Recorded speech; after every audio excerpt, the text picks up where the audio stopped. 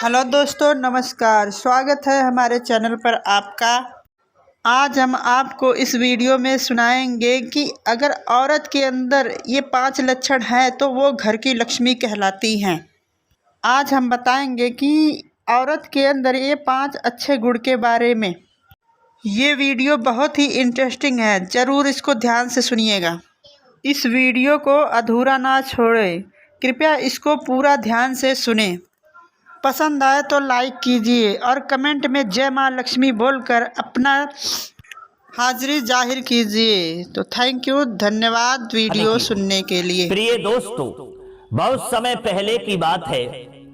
किसी गांव में 2 दंपति रहा करते थे, यानी पति पत्नी रहा करते थे। भगवान की कृपा से उनके घर में किसी बात की कमी नहीं थी, सारे सुख उनके घर में मौजूद थे। एक दिन की बात है मित्रों, उन पति पत्नी में किसी बात को लेकर के झगड़ा आरंभ हो गया और झगड़ा इतना बढ़ता हुआ चला गया, आपस में लड़ाई इतनी बढ़ती हुई चली गई कि पत्नी ने अपनी पति के लिए गाली दे दी। और जब पत्नी ने अपने पति को गाली दी तो पति के लिए गुस्सा आ गया और उसने गुस्से में अपनी पत्नी के गाल पर थप्पड़ मार दिया। और जब गाल पर दोस्तों पत्नी के थप्पड़ लगा तो दोस्तों पत्नी पति से भी ज्यादा आग बबूला हो गई और उसने उल्टे सीधे शब्द कहे। और शब्द कहने के बाद में उसके 2 बच्चे थे, एक लड़का था और एक लड़की थी, छोटे बच्चे थे। उनको लेकर के और वे अपने पीहर के लिए निकल दी। शाम का समय था, रात भी हो चली थी और रात में ही अपने दोनों बच्चों को लेकर के वह पत्नी अपने पीहर के लिए चल दी। दोस्तों, जब पीहर के लिए गांव से बाहर निकलती है, रात हो चुकी थी, आगे भयानक जंगल था। जब वह जंगल में पहुंची तो उसी जंगल में एक साधु जी अपने आश्रम पर रहते थे। वो अभी तक अपने आश्रम पर जाग रहे थे और टहल रहे थे। तो उन्होंने देखा कि इतनी रात में एक स्त्री 2 बच्चों को लेकर के जंगल की तरफ जा रही है। ये कहां जा रही है और क्यों जा रही है, इसका कारण क्या है। उन्होंने रोकना चाहा कि इसको रोक करके पूछें कि बात क्या है, तुम इतनी रात में जंगल के रास्ते कहां जा रही हो। फिर दोस्तों साधु ने विचार किया, अगर हम इसको रोकेंगे तो ये समाज उल्टा सीधा हमारे बारे में सोचेगा कि एक साधु रात में स्त्री से बात कर रहा है। ये सोच करके दोस्तों वह साधु रुक गया। वह स्त्री चलती जा रही थी। फिर साधु ने विचार किया, अगर ये जंगल में आगे बढ़ गई तो जंगली जानवर रहते हैं जो बहुत खतरनाक हैं, जो इसके लिए नुकसान पहुंचा सकते हैं, इसकी जिंदगी को भी ले सकते हैं, इसके बच्चों को भी मार सकते हैं। और हम इसको देख रहे हैं, अगर हम इसे रोकेंगे नहीं तो हमें पाप लगेगा, भगवान को जाकर के हम जवाब क्या देंगे। दोस्तों साधु ने विचार किया, अब होगा सो देखा जाएगा, लेकिन हम इस स्त्री को रोकेंगे जरूर और इससे कहेंगे कि इतनी रात में तुम कहां जा रहे हो। ये सोच करके मित्रों साधु जो थे वो स्त्री के पास में पहुंचे और रोक लिया और कहा कि तुम इतनी रात कहां जा रही हो, तुम्हारे पास में ये 2 बच्चे हैं, छोटे छोटे बच्चे हैं और तुम बेधड़क होकर के जा रही हो, बात क्या है, क्या परेशानी है, क्या पति से कोई लड़ाई झगड़ा हो गया या कोई और बात बन गई। दोस्तों साधु के पूछने पर उस स्त्री ने सारी बात बता दी और कहा कि आज हमारे पति ने मेरे गाल पर थप्पड़ मार दिया, अब हम अपने इस पति के साथ कभी नहीं रहूंगी, हम अपने पीहर जा रहे हैं। दोस्तों साधु ने समझाया कि देखो तुम्हारे पति ने थप्पड़ मार दिया है, तुमने भी गाली दी है और तुम्हारे पति ने थप्पड़ मार दिया तो तुम्हें इतना गुस्सा कर लिया। इतना गुस्सा तुम्हारे लिए उचित नहीं है और गुस्से में तुम अपने बच्चों को लेकर के रात्रि में जंगल के रास्ते पीहर जा रही हो। आगे तुम्हें यह नहीं मालूम कि कितने मांसाहारी जंगली जानवर रहते हैं जो कितने खतरनाक हैं, जो तुम्हारे लिए बहुत लंबा हादसा कर सकते हैं, तुम्हें मार सकते हैं, तुम्हारी जिंदगी को भी ले सकते हैं, तुम्हारे बच्चों को भी मार के खा सकते हैं। तुम्हें डर नहीं लगता। स्त्री ने कहा कि हे महाराज, चाहे कुछ भी हो, मरूं या जिंदा रहूं, लेकिन मैं वापस अपने पति के घर पर जाने वाली नहीं हूं। दोस्तों साधु ने समझाया, लेकिन वो स्त्री मानने वाली नहीं थी। तब साधु ने कहा ठीक है, जब तुम वापस अपने पति के घर पर नहीं जाओगी तो हमारी बात सुनो, आज रात्रि में तुम यहीं ठहरो मेरे आश्रम पर और जब सवेरा हो जाए, दिन निकल आए, तब तुम अपने पीहर चली जाना। दोस्तों स्त्री सहमत हो गई और कहा ठीक है, मैं रात्रि में आपके यहां रुकती हूं, सुबह निकल जाऊंगी। इधर आश्रम पर वो महात्मा जी उस स्त्री के लिए, उनके बच्चों के लिए अंदर ले जाते हैं। इधर दोस्तों समय भी ज्यादा हो चुका था रात्रि का, उस स्त्री के लिए, बच्चों के लिए भी बहुत तेज भूख लगी हुई थी। तब महात्मा जी ने जाकर के वहां दोबारा भोजन बनाया, उसके बच्चों के लिए उसको खिलाया और उससे कहा कि हमारी कुटिया के अंदर आप लोग सो जाएं और हम बाहर सो जाएंगे। दोस्तों वही हुआ, वह स्त्री अपने बच्चों को लेकर के महाराज की कुटिया के अंदर सो गई और इधर जो साधु थे वो बाहर सो गए। अब साधु के लिए मच्छर तो काट रहे थे, लेकिन साधु उस कष्ट को, उस परेशानी को सहते रहे और पूरी रात बाहर लेटे रहे। सवेरा जब हुआ तो कहा है कि साधु जी अब हम अपने पीहर जाऊंगी। जवाब दिया ठीक है, जब तुम्हारी जैसी मर्जी है वो करिए। दोस्तों वह स्त्री अपने पीहर के लिए जंगल के रास्ते चल दी। यात्रीगण जो थे वो भी चलने लगे थे, इसलिए जंगली जानवरों से उसके लिए कोई खतरा नहीं हो रहा था। वो चली जा रही थी। चलते चलते चलते चलते दोस्तों इधर वो अपने पीहर में पहुंच जाती है और जब पीहर में पहुंची तो उसके माता और पिता ने देखा कि हमारी बेटी यहां आई है, 2 बच्चे साथ में हैं, लेकिन इसका पति साथ में नहीं है। उसके चेहरा की ओर देखा, चेहरा उसका लाल था, क्रोध से आंखें लाल थी। तो पिताजी समझ गए, लगता है हमारी बेटी और हमारे दामाद में कोई लंबा झगड़ा हो गया। घर पे अपनी बेटी को लेकर के उसकी माता जाती है। फिर पिता ने पूछा कि बेटी बात क्या है, तुम्हारा पति तुम्हें छोड़ने के लिए यहां क्यों नहीं आया? क्या आपस में तुम लोगों में कोई झगड़ा हो गया है? क्या बात है, हमें सच सच बताओ। तो दोस्तों वह बेटी अपने पिता से कहती है कि हम लोगों में झगड़ा हुआ और हमारे पति ने हमें थप्पड़ मार दिया। अब मैं उस पति के साथ में कभी नहीं रहूंगी, हम तो आपके ही यहां रहूंगे। दोस्तों पिता ने कहा कि बेटी वो बात तो सही है कि आपके पति ने आपके गाल पर थप्पड़ मार दिया, गलत किया है, लेकिन ताली एक हाथ से नहीं बजती है, ताली दोनों हाथ से बजती है। आपने भी कुछ कहा होगा, ऐसा तो नहीं है कि बिना कुछ कहे ही हमारे दामाद ने तुम्हारे गाल पर थप्पड़ मार दिया हो। सच सच बताओ बात क्या है। लेकिन दोस्तों वह स्त्री जो थी, जो उसने गालियां दी थी, वो बात को छिपा गई और कहा कि नहीं पिताजी, मेरा कोई दोष नहीं है, मेरी कोई गलती नहीं है। बिना कुछ कहे ही, थोड़ी सी नाराजगी पर हमारे पति ने मेरे थप्पड़ मार दिया। अब मैं मर तो सकती हूं, लेकिन दोबारा लौट करके अपने ससुराल नहीं जाऊंगी, या तो आपके यहां रहूंगी या मैं अपनी आत्महत्या कर लूंगी। दोस्तों पिता ने जब यह सुना कि हमारी बेटी आत्महत्या की बात कर रही है तो वह पिता घबरा गया। उसने सोचा कि अभी अगर इससे ज्यादा पूछते हैं, तर्क वितर्क करते हैं, तो ये कुछ भी कर सकती है, इसलिए ये सफर चल के आई है, इसे आराम करने दो। दोस्तों वहीं आराम करती है, रात में रुकती है। अगला दिन जब होता है तब पिता फिर पूछता है, लेकिन अपनी गलती को वह बेटी छिपा जाती है और सारा दोष, सारी गलती अपने पति पर ही डाल देती है। जब बेटी के ये शब्द वह पिता सुनता है तो कहा है ठीक है बेटी यहां पर रहिए। अब वह स्त्री दोस्तों वह अपने पीहर में पिता के घर पर रहने लगती है। इधर दोस्तों क्या हुआ, जो उसके ससुराल वाले थे, जो उसके पति के माता पिता थे, उस स्त्री के सास ससुर थे, वो सुबह को जब देखते हैं कि हमारी बहू घर पर नहीं है तो उन्होंने अपने बेटा को बुलाया और बेटा से पूछा कि बेटा हमारी बहू कहां है, कहां गई है, वो मालूम नहीं पड़ी है। सुबह उसको मैं देखता रहा लेकिन वो दिखाई नहीं दी। तब बेटा कहता है कि उससे झगड़ा हो गया, वो रात में हमारे बच्चों को लेकर के अपने पीहर चली गई है। पिता ने पूछा बेटा झगड़ा क्यों हुआ? जवाब दिया पिताजी छोटी सी बात को लेकर के बात बढ़ती चली गई। फिर तुम्हारी पत्नी तुम्हें छोड़ करके क्यों चली गई? लगता है तुमने अपनी पत्नी के साथ कोई गलत सलूक किया है, हमें सत्य बताओ कि तुमने अपने पत्नी के साथ क्या सलूक किया है। तब दोस्तों वह बेटा कहता है कि हमने अपनी स्त्री के गाल पर थप्पड़ मार दिया, इसी बात को लेकर के नाराज होकर के हमारी स्त्री अपने पीहर चली गई। तब पिता ने पूछा बेटा तुमने थप्पड़ क्यों मारा, बात क्या थी? तब उस बेटा ने बताया कि पिताजी हमारी स्त्री ने गालियां दी, इसलिए हमें गुस्सा आ गया और हमने थप्पड़ मार दिया। पिता ने समझाया बेटा तुमने गलत किया है, तुम नहीं जानते हो स्त्री घर की लक्ष्मी होती है और जिस घर में स्त्री नहीं होती है वह घर शमशान के समान हो जाता है। उस घर में कुछ भी आगे हादसा हो सकता है, कुछ भी नुकसान हो सकता है। इसलिए घर की गृहिणी जो लक्ष्मी होती है, तुमने उसके साथ गलत किया, जो वे गुस्सा में होकर के पीहर चली गई। ऐसा करिए, तुम जाकर के अपनी पत्नी को अपने ससुराल से यहां बुला लाओ, मुझे अपनी बहू के बगैर अच्छा नहीं लगता है। बेटा ने कहा, पिताजी उसने हमें गालियां दी हैं, हम उसको कैसे बुला लाएं? अरे वो लक्ष्मी तो होती है, मैं भी मानता हूं कि स्त्री घर की लक्ष्मी है, लेकिन वो लक्ष्मी वाले उसने काम नहीं किए हैं, वो तो कुलच्छनी है। अरे उसने मुझे गालियां दी हैं और हम उसको बुला लाएं? उसके अंदर तो कोई भी लक्ष्मी का चरित्र हमें तो नजर ही नहीं आता है कि वो लक्ष्मी हो सकती है।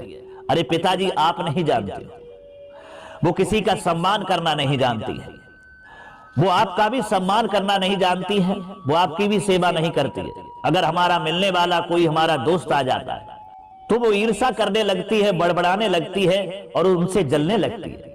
अब पिताजी आप ही बताइए कि हमारे मिलने वाले तो आएंगे, जिस इंसान का समाज में व्यवहार नहीं है, जिस इंसान को चार व्यक्ति जानते नहीं हैं, वो इंसान किस काम का है? इसलिए हमारे मिलने वाले तो आएंगे। स्त्री का कर्तव्य होता है कि जो भी पति के मिलने वाले आए तो उनका आदर करे, सम्मान करे, उनको खिलाए पिलाए, उनके लिए भोजन बनाए। लेकिन पिताजी ऐसा गुण हमारी स्त्री के अंदर है ही नहीं जो हम अपनी पत्नी के लिए लक्ष्मी कहें। और पिताजी आप ये भी नहीं जानते हो कि उस दिन वो भिखारी आया था, वो भिक्षा मांगता रहा और इसने दरवाजा बंद कर लिया। बेचारा बहुत देर तक चिल्लाता रहा, भिक्षाम देई माताम भिक्षाम देई।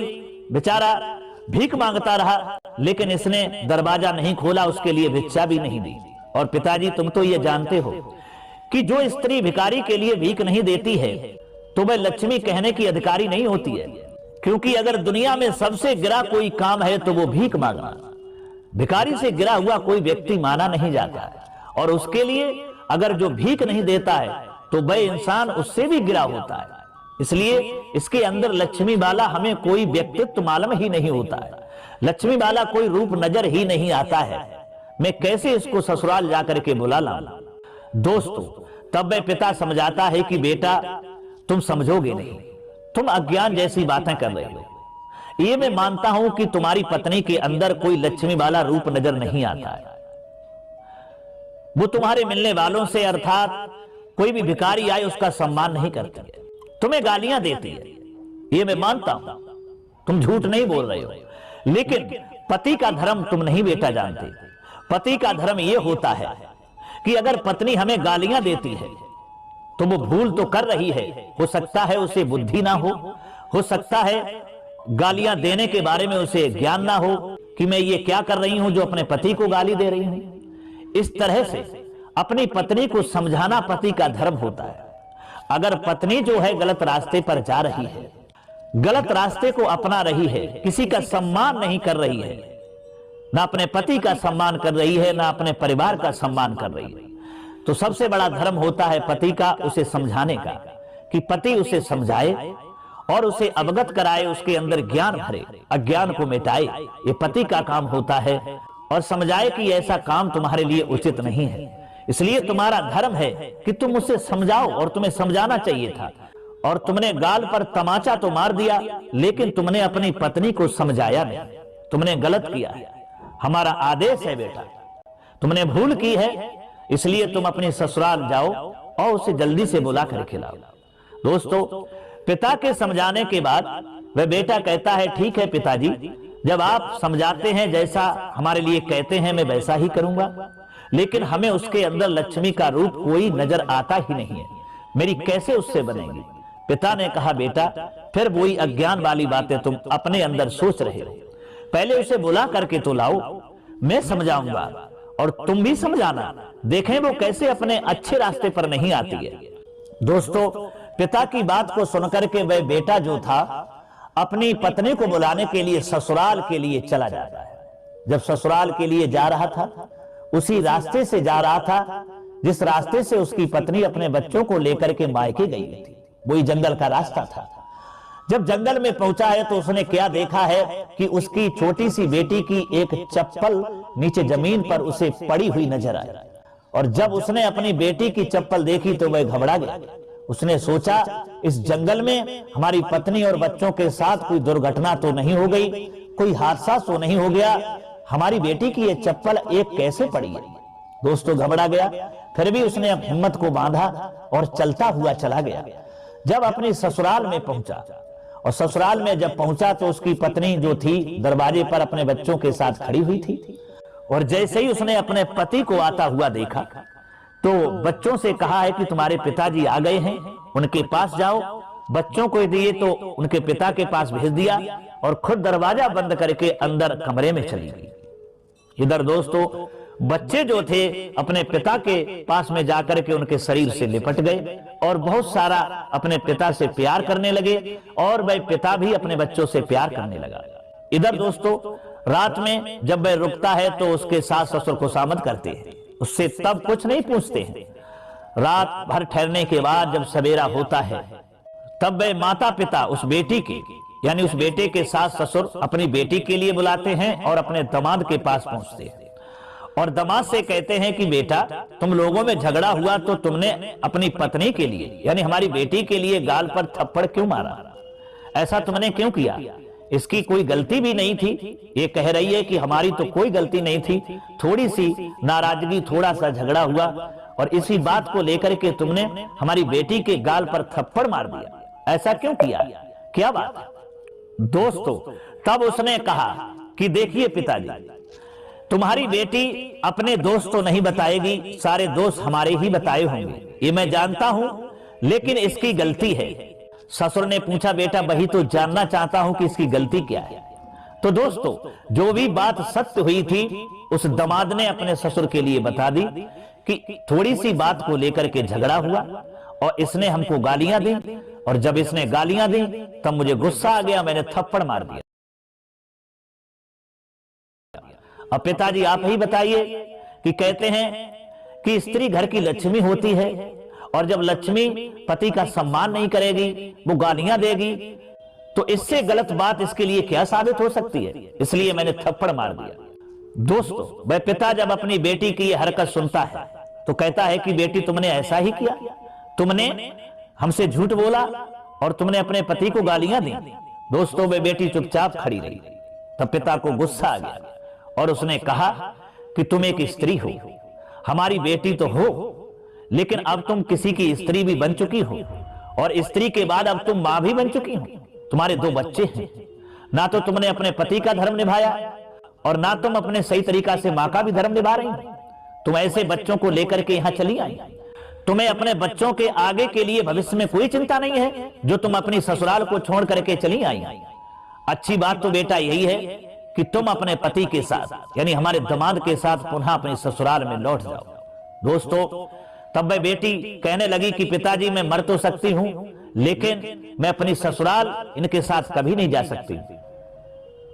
मित्रों तब पिता ने समझाया कि बेटी तुम अज्ञान हो, तुम्हारे अंदर अभी क्रोध भरा हुआ है और ये अज्ञान तुम्हें ले डूबेगा, हमारा नुकसान कुछ नहीं होगा। मेरा जो धर्म था मैंने निभा दिया, तुम्हारा विवाह कर दिया, अब तुम्हारा धर्म है कि तुम्हें क्या निभाना है और कैसे चलना है। ठीक है अगर तुम हमारे यहां रहती हो तो कितने दिन रहोगी, जरा अपने अंदर से विचार करिए और सोचिए, हम जीवित है तब तक तो तुम यहां रह सकते हो और हमारी जिंदगी का भी कोई पता नहीं है क्योंकि हम पर बुढ़ापा है, कब हम लोगों की दम निकल जाए, कब हम लोग इस दुनिया को छोड़ करके चले जाएं और हमारे जाने के बाद ये मैं नहीं मानता हूं कि तुम्हारे भाई और भाभी तुम्हें बुलाएंगे या तुम्हें सही तरीका से रखेंगे। हो सकता है तुम्हें ताने मारें, तुम्हारा अपमान करें। जो आज तुम क्रोध कर रही हो, जो तुम्हें आज दुख हो रहा है अपने पति के थप्पड़ मारने का, इससे ज्यादा दुख तुम्हें उस दिन होगा जब तुम यहां रहोगी। मेरे जाने के बाद तुम्हारे भैया भाभी तुम्हारा अपमान करेंगे, तुम्हें नीची नजर की दृष्टि से देखेंगे, तो उस दिन बेटा तुम्हें बहुत ज्यादा दुख होगा। इसलिए बेटा हमारी बात को मानो, क्योंकि बेटी का घर जो होता है वो ससुराल ही होता है। बेटी के लिए अगर स्वर्ग होता है तो वो ससुराल ही होता है। हमारे लिए तो तुम पराई हो गई हो, इसलिए बेटा अपनी ससुराल को जाओ, क्योंकि अगर स्त्री के लिए सबसे बड़ा सुख मिलता है तो वो ससुराल में मिलता है।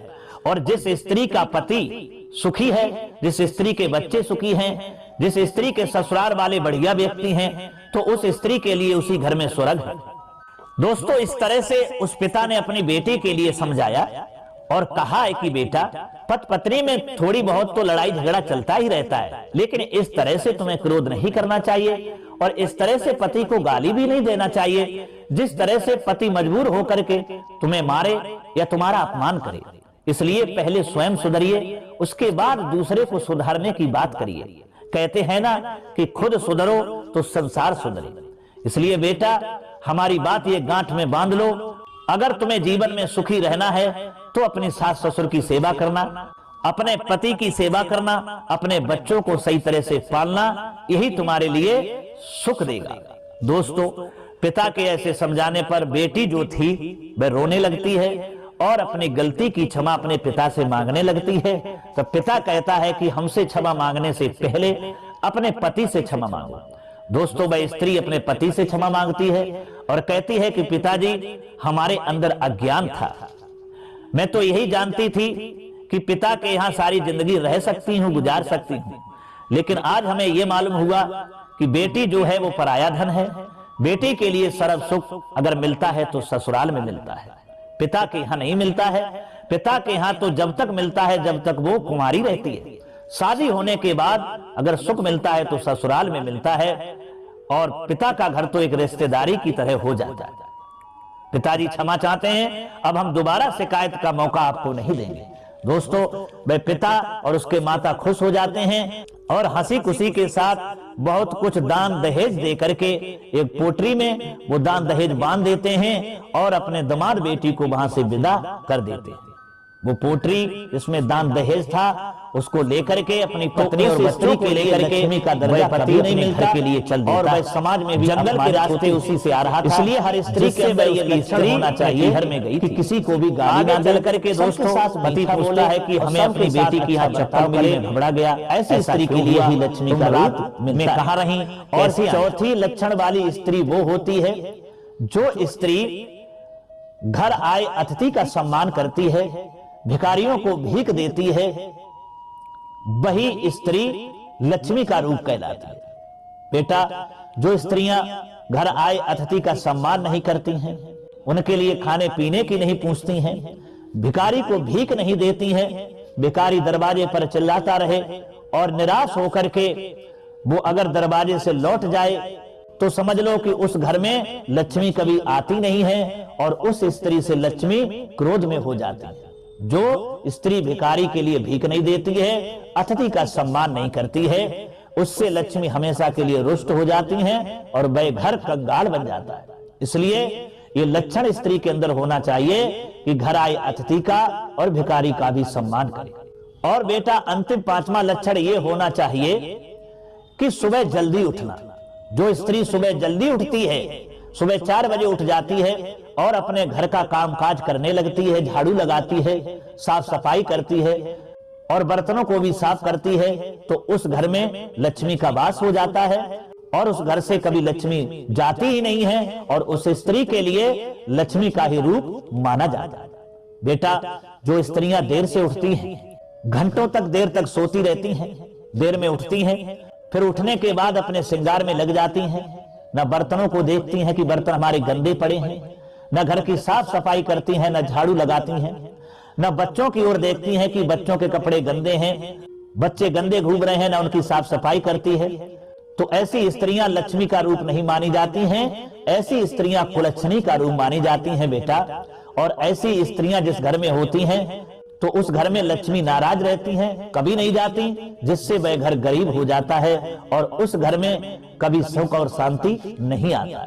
इसलिए बेटा, ये अंतिम पांचवा लक्षण भी हर स्त्री के अंदर होना चाहिए कि सुबह देर से ना उठे, जल्दी उठे और अपने घर की साफ सफाई करे, झाड़ू लगाए और बर्तनों को भी साफ करे और अपने बच्चों को भी गंदा ना करे, उनकी साफ सफाई करे। दोस्तों, इस तरह से महात्मा स्त्रियों के बारे में जो लक्ष्मी का रूप होती हैं, उनके बारे में 5 लक्षण उस स्त्री के लिए बताते हैं।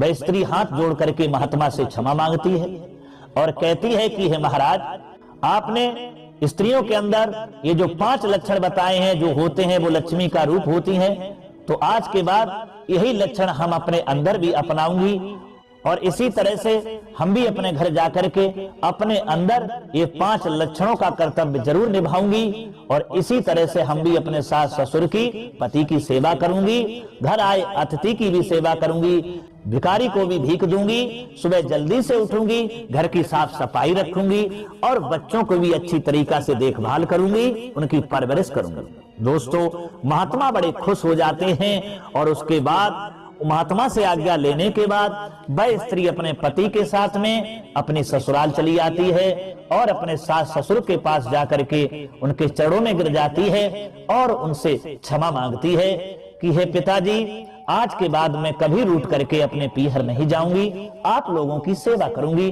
अपने पति की भी सेवा करूंगी। दोस्तों, उसके बाद वे 5 लक्षण अपने अंदर वे स्त्री धारण कर लेती है और खुशी खुशी अपने सास ससुर पति के साथ में अपनी जिंदगी को व्यतीत करने लगती है। धीरे धीरे उसके घर में सुख और शांति हो जाती है और किसी भी चीज की कमी नहीं रहती है। तो दोस्तों, ये थी कहानी जिसमें हमने आपको बताए हैं कि ये 5 लक्षण जिस स्त्री के अंदर होते हैं वो स्त्रियां लक्ष्मी का रूप मानी जाती हैं, लक्ष्मी का दर्जा प्राप्त करती हैं और समाज उन्हें लक्ष्मी के रूप में ही देखता है। जो हमने ये लक्षण इस वीडियो में, इस कहानी में आपको बताए हैं। तो दोस्तों, ये कहानी तो यही सिखाती है उन स्त्रियों के लिए और उन पुरुषों के लिए भी कि स्त्री के लिए भी ये 5 लक्षण अपने अंदर धारण करना चाहिए और पति के लिए भी अपनी स्त्री का कभी अपमान नहीं करना चाहिए। अगर स्त्री गलत रास्ते पर भटक रही है तो पति का कर्तव्य होता है कि उसे